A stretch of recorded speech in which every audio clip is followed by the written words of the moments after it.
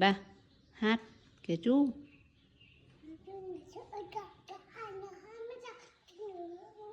Chú ngồi học bài.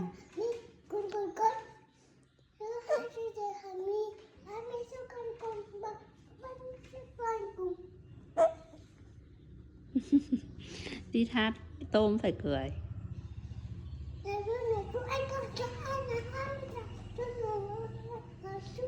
Chú ngồi học bài một mình bên hố bom kè vườn xoan.